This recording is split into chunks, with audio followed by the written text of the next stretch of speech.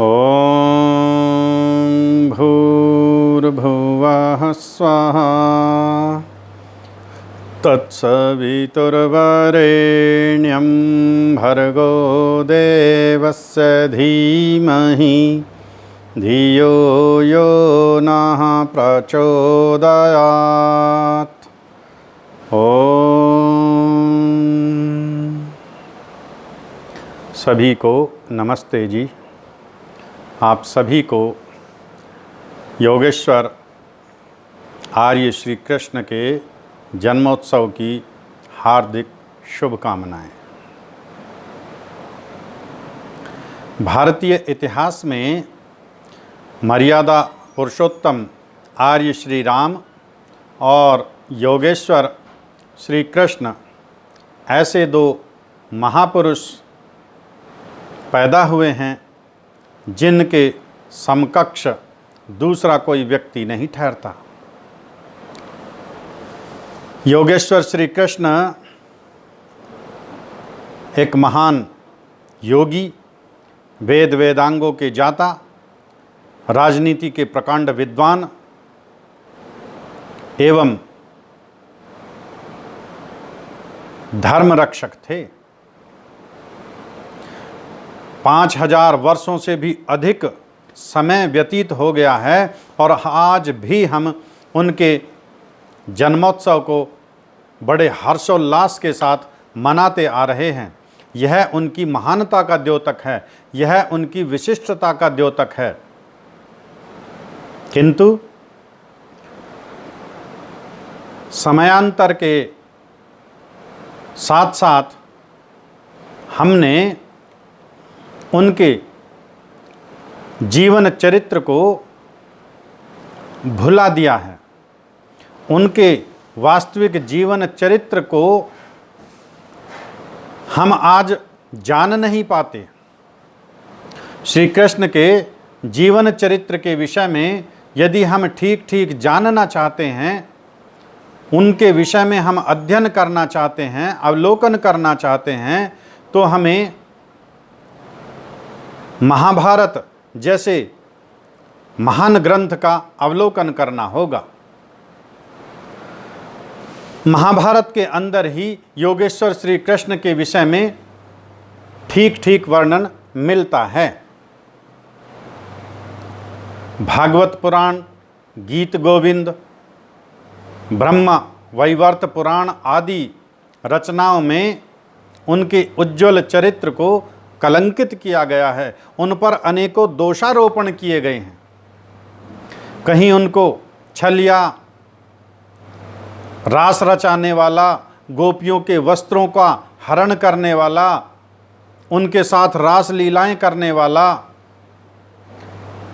कहीं कुब्जाओं से समागम करने वाला, 16,000 रानियों रखने वाला, अनेकानेक उनके चरित्र पर लांछन लगाए गए, दोषारोपण लगाए गए हैं। आज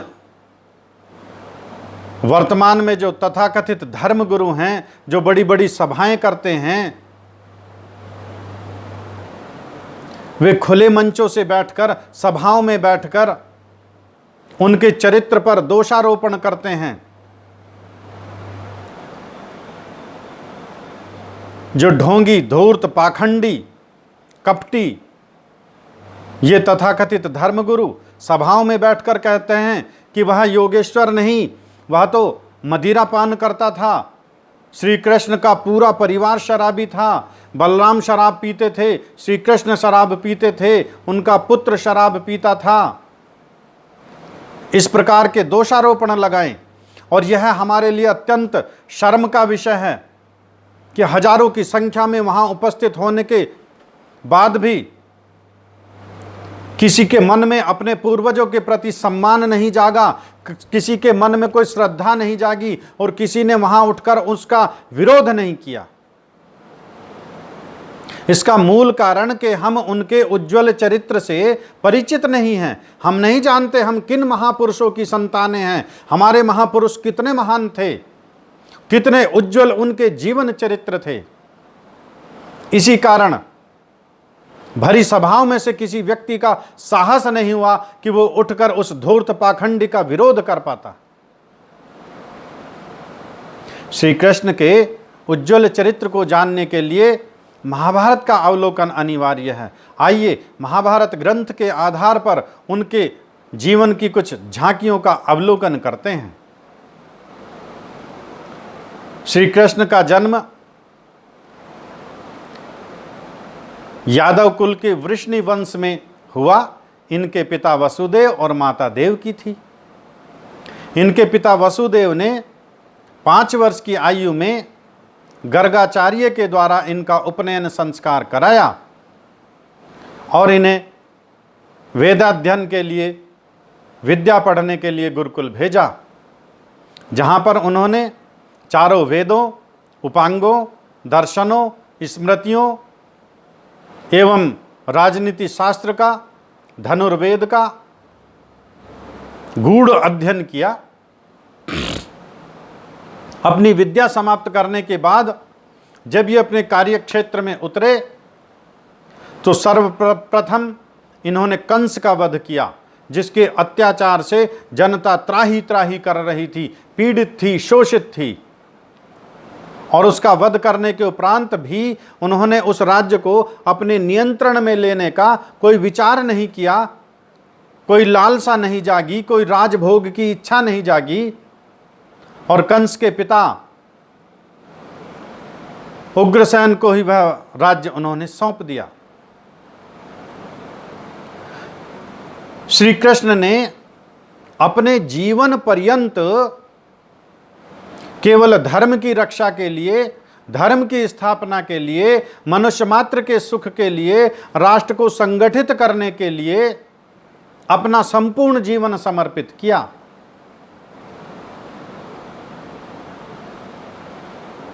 जो लोग आज सभाओं में बैठकर उनके चरित्र पर लांछन लगाते हैं, दोषारोपण लगाते हैं, उन्हें मदिरा पान करने वाला बताते हैं, उन्हें शराबी बताते हैं, महाभारत ग्रंथ में देखिए श्री कृष्ण का कैसा उज्जवल चरित्र है। जुए के प्रति, शराब के प्रति कैसे विचार उस महापुरुष के हैं। जब युधिष्ठिर जुए में अपना सारा राज्य हार गए और उन्हें वनवास हो गया, वनों को चले गए, श्री कृष्ण को बाद में पता चला तो वो युधिष्ठिर से मिलने वन में पहुंचे। और वन में पहुंचकर तब युधिष्ठिर से श्री कृष्ण कहते हैं कि हे राजन, यदि मैं उस समय आपके कहीं समीप होता तो मैं कौरवों की उस द्यूत सभा में बिना बुलाए पहुंच जाता और जुए के अनेकों दोषों से उनको परिचित करवाता और किसी भी स्थिति में इस द्यूत को होने नहीं देता। जुए के प्रति कैसे विचार उस महापुरुष के थे, जो उन्हें मदिरा पान करने वाला कहते हैं, जो उन पर लांछन लगाते हैं, जो दोषारोपण लगाते हैं। उन्होंने महाभारत का अवलोकन नहीं किया, अथवा वो जान पूछकर हमारे उस महापुरुष पर लांछन लगा रहे हैं, दोष लगा रहे हैं। महाभारत की साक्षी मिलती है, उन्होंने तो अपने संपूर्ण राज्य में यह घोषणा कर दी कि संपूर्ण राज्य में यदि कोई मदिरा या आसव का उत्पादन करेगा अथवा सेवन करेगा तो वह अपने संपूर्ण परिवार सहित जीवित ही सूली पर टांग दिया जाएगा, अर्थात उसको घोर भयंकर मृत्यु दंड दिया जाएगा। और आज के ये पाखंडी, ये धूर्त कहते हैं कि श्री कृष्ण का पूरा परिवार शराबी था, उनका पूरा परिवार शराब पीता था। उन्होंने अपने पूरे परिवार में प्रतिबंध लगा रखा था। जो व्यक्ति वेद शास्त्रों का जाता हो, जो वेद के प्रति इतनी निष्ठा रखता हो, इतनी आस्था रखता हो, वह कैसे इन दुर्गुण दुर्व्यसनों का आदी हो सकता है। जो व्यक्ति मदिरा पान करता हो, जो व्यक्ति व्यभिचारी हो, जो व्यक्ति लंपट हो, क्या वह गीता जैसे महान उपदेश का देने वाला बन सकता है। ये हमारे तर्कों का विषय है, ये हमारी बुद्धि से सोचने का विषय है। माता रुक्मिणी से श्री कृष्ण का विवाह हुआ और विवाह के 12 वर्ष पर्यंत तक उन्होंने कठोर ब्रह्मचर्य का पालन किया। इसकी साक्षी महाभारत में स्वयं मिलती है। महाभारत का जब युद्ध आरंभ हुआ और अश्वत्थामा श्री कृष्ण का सुदर्शन चक्र मांगने उनके पास पहुंचे, तो श्री कृष्ण कहते हैं कि मैंने 12 वर्ष तक घोर तप करके, ब्रह्मचर्य का पालन करके, और मेरे ही समान मेरी पत्नी रुक्मिणी ने तप करके जिस पुत्र को उत्पन्न किया, मेरा वह पुत्र प्रद्युम्न मुझे अत्यंत प्रिय है, किंतु मेरा यह सुदर्शन चक्र तो कभी उसने भी नहीं मांगा। अश्वत्थामा के समक्ष श्री कृष्ण स्वयं अपने ब्रह्मचर्य का परिचय दे रहे हैं, साक्षी दे रहे हैं। और आज के धूर्त लोग, ये भागवत पुराण वाले धूर्त लोग, ये ब्रह्म वैवर्त पुराण वाले धूर्त लोग, ये गीत गोविंद जैसी अश्लील भद्दी पुस्तकें लिखने वाले लोग उनके चरित्र पर दोषारोपण लगाते हैं। इन पुस्तकों में उनके चरित्रों पर अनेक अनेक दोष मढ़े गए हैं। अश्लीलताओं से ये पुस्तकें भरी पड़ी हैं। यदि हम पुराणों में ही इतना विश्वास करते हैं तो इन भागवत पुराण की कथा को, इस ब्रह्म वैवर्त पुराण की कथा को अपने परिवार में, अपनी माता के समक्ष, अपनी बहन के समक्ष, अपनी पुत्री के समक्ष कैसे इन कथाओं का वर्णन कर पाएंगे, जिनको लिखने में, जिनका वर्णन करने में भी लज्जा आती है। क्या ये उस योगेश्वर के चरित्र को प्रकट कर सकती हैं? योगेश्वर का उज्जवल चरित्र केवल महाभारत ग्रंथ से जाना जा सकता है। जब तक हम सत्य शास्त्र का अध्ययन नहीं करेंगे तब तक उनके जीवन चरित्र के विषय में हम नहीं जान सकते। युधिष्ठिर के राजसूय यज्ञ में जब अर्धदान देने का विषय आया तो युधिष्ठिर ने भीष्म पितामह से पूछा कि पितामह, इस राज्यसभा में किस व्यक्ति को अर्धदान दिया जाए?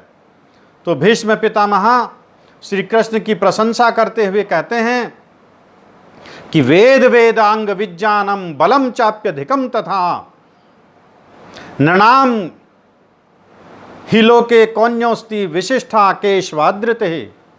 आज इस संपूर्ण भूमंडल पर, आज इस संपूर्ण संसार में वेद वेदांगों का जाता, सर्वप्रथम भीष्म ने कहा वेद और वेदांगों का जाता और विज्ञान का जाता, इस संपूर्ण भूमंडल पर श्री कृष्ण के जैसा नहीं, इनके जैसा कोई विद्वान नहीं, इनके जैसा कोई बलवान नहीं, इनके जैसा कोई धार्मिक नहीं, इनके जैसा कोई सात्विक नहीं, इन्हीं को यह सम्मान दीजिए। और ऐसे उस महापुरुष पर ऐसे ऐसे दोषारोपण हमने लगा दिए हैं। श्री कृष्ण ने 125 वर्ष तक अपना जीवन जिया और जब महाभारत का युद्ध समाप्त हो गया, युधिष्ठिर का राजसूय यज्ञ हो गया, युधिष्ठिर को राज सिंहासन मिल गया, तब योगेश्वर ने देखा कि अब यह संपूर्ण राष्ट्र एकता के सूत्र में बंध गया है, यह राष्ट्र सुरक्षित है। तब उन्होंने वानप्रस्थ की दीक्षा ली और वनों को चले गए और वनों में ही योग साधना करने लगे। श्री कृष्ण का संध्या के प्रति, उपासना के प्रति, यज्ञों के प्रति विशेष प्रेम था, श्रद्धा थी, दृढ़ता थी। युद्ध काल में भी कभी उस महापुरुष ने संध्या और यज्ञों का उल्लंघन नहीं किया, अर्थात युद्ध काल में भी, किसी भी विषम परिस्थितियों में भी वह नित्य संध्या और यज्ञ करते रहे। और एक दिन वनों में ही जब वह योग स्थिति में विश्राम कर रहे थे, एक आखेटक ने, एक बहेलिये ने हिरन समझकर बाण चला दिया और वह बाण श्री कृष्ण को लगा। जब वह आंखें तक उनके समीप पहुंचा और उसने देखा कि मैंने हिरन के धोखे में एक व्यक्ति को बाण मार दिया है, तो वह बड़ा द्रवित हुआ, दुखी हुआ और रोने लगा। तब योगेश्वर ने उसको सांत्वना दी और उसे क्षमा कर दिया और उस योग स्थिति में ही अपने प्राणों का उत्सर्ग कर दिया, प्राण त्याग दिए। ऐसे महापुरुष पर हमने कैसे कैसे दोष लगाए, कैसे कैसे आरोप लगाए। आज हम योगेश्वर का जो जन्म दिवस मना रहे हैं, वो बड़े बड़े मंदिरों में हम बड़े बड़े कार्यक्रमों का आयोजन करते हैं, कीर्तन करते हैं, ढोल नगाड़े शंख बजाते हैं, लेकिन उनके उज्जवल चरित्र को हम ना जानने का प्रयत्न करते, ना जनाने का प्रयत्न करते। हम उनके विषय में अश्लील गीतों की भरमार करते हैं, गीत गाते हैं, नृत्य करते हैं, उन्हें माखन चोर बताते हैं, उनको रास रचाने वाला बचाते हैं, उनको लंपट बताते हैं, चोर बताते हैं, किंतु उनको कभी हम योगेश्वर नहीं बताते। ईश्वर की किस प्रकार उपासना करते थे, किस प्रकार साधना करते थे, संध्या करते थे, यज्ञ करते थे, हम नहीं उनके विषय में चर्चा करते। आओ आज हम सब मिलकर के ये दृढ़ प्रतिज्ञा लें कि अपने उस महापुरुष का हम प्रतिवर्ष अत्यधिक हर्ष के साथ, उल्लास के साथ हम उनका जन्मोत्सव मनाएंगे, किंतु उसी प्रकार जिस प्रकार एक महापुरुष का जन्मोत्सव मनाया जाना चाहिए। हम यज्ञ करें, संध्या करें, यज्ञोपवीत धारण करें। श्री कृष्ण यज्ञोपवीत धारी थे, श्री कृष्ण यज्ञोपवीत धारण करते थे। यदि हम उनके भक्त हैं, यदि हम उनको अपना मानते हैं, उनको ईश्वर मानते हैं, तो हम उनकी आज्ञाओं का पालन करें, उनके जीवन चरित्रों से हम शिक्षा लें, हम यज्ञोपवीत धारण करें, वेद विद्या को हम धारण करें, इसी वेद विद्या का हम प्रचार करें, हम धर्म की स्थापना के लिए अपना जीवन समर्पित करें, हम अपने राष्ट्र के लिए अपना जीवन समर्पित करें।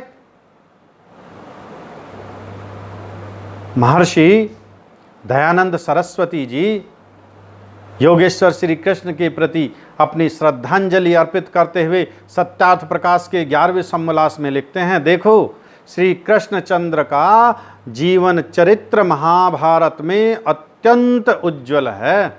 जन्म से मृत्यु पर्यंत भी उन्होंने कोई गलत कार्य किया हो, ऐसा कहीं महाभारत में नहीं लिखा। ऐसा उज्जवल चरित्र था योगेश्वर श्री कृष्ण का। उन्होंने अपना संपूर्ण जीवन धर्म की रक्षा के लिए, धर्म की स्थापना के लिए लगाया और इसी की साक्षी महाभारत से देखने को मिलती है। महाभारत के भीष्म पर्व में कहा गया है, यतो धर्मोस्ततः कृष्णः यतः कृष्णस्ततो जयः। जहाँ धर्म है वहीं श्री कृष्ण हैं, और जहाँ श्री कृष्ण है वहीं धर्म है, वहीं विजय है। इसीलिए शास्त्र कहता है यतो धर्मस्ततो जया, जहाँ धर्म वहीं विजय। अर्थात श्री कृष्ण ने अपना संपूर्ण जीवन धर्म की स्थापना के लिए, धर्म की रक्षा के लिए अपना संपूर्ण जीवन लगाया। उनके जीवन चरित्र को हम अपने आचरण में धारण करें। उनके जन्मोत्सव को मनाने के लिए हमें भूखे रहने की आवश्यकता नहीं। व्रत नाम है संकल्प का, कि हम यह संकल्प लें, हम यह प्रतिज्ञा लें कि हम योगेश्वर के जीवन चरित्र को अधिक से अधिक जानें और सब में प्रचारित करें, प्रसारित करें। हम उनके उज्जवल चरित्र से इस संसार को अवगत कराएं। यही उस महापुरुष के जीवन से हम सबको शिक्षा लेनी चाहिए।